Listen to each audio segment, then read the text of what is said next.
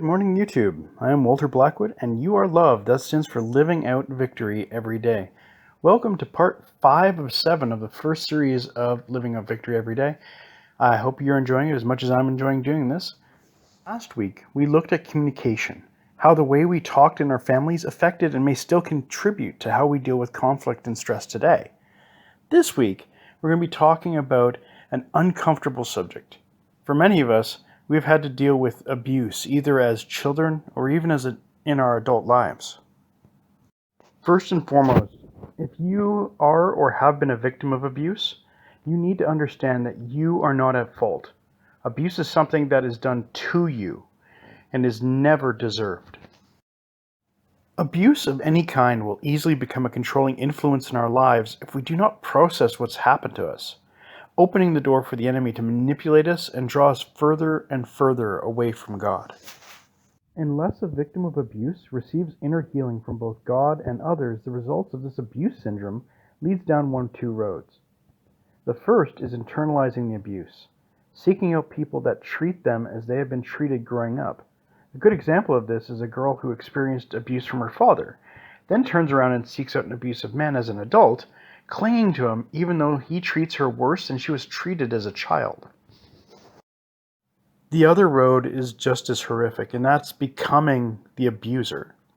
A boy beaten and told they're worthless growing up and beating their own children, continuing the cycle and becoming the very thing that they hated. In the Bible, in Deuteronomy chapter 30, verses 19 and 20, Moses wrote, "Today I have given you the choice between life and death, between blessings and curses. Now I call on heaven and earth to witness the choice you make. Oh, that you would choose life, so that you and your descendants might live. You can make this choice by loving the Lord your God, obeying him, and committing yourself firmly to him. This is the key to your life. And if you love and obey the Lord, you will live long in the land of the Lord swore to give your ancestors, Abraham, Isaac, and Jacob." I bring this scripture up because this is the third option, rarely taken naturally and often requiring counseling and prayer to get to it. This third road is separating yourself from the abuse and forgiving your abuser. Having let go of pain and anger, this road leads to a peace that allows the victim to stop being a victim and instead become stronger, healthier human being. Time to pull out your journal, pause the video and pray, talking to God and listening to what he has to say to you. And ask yourself, do you believe abuse you may have suffered might be affecting your current behavior? And once you've answered this, ask yourself, how does abuse you have inflicted upon others affect how you feel about yourself? Everyday life is filled with problems and challenges, but by growing spiritually with God's help, we develop the ability to handle these things appropriately. Some of us, however, grew up with role models who taught us to avoid conflict and escape into other things rather than deal with the situations at hand. This escape syndrome might make us feel better temporarily, but this shortcut robs us of our relationship with God and keeps us from learning critical skills for dealing with everyday aspects of life. Time to pause again and ask yourself, how did you see conflict resolution displayed as a child?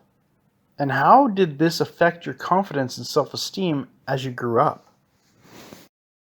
Today we took a really brief look at abuse syndromes and escape syndromes.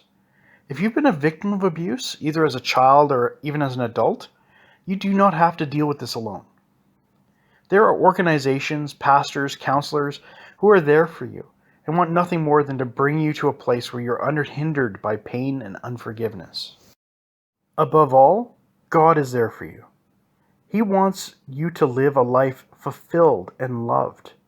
Please, please, please remember, if you remember nothing else about this video this week, you are loved, you are cherished, you are awesome, and you are perfect. Have a great week, and God bless.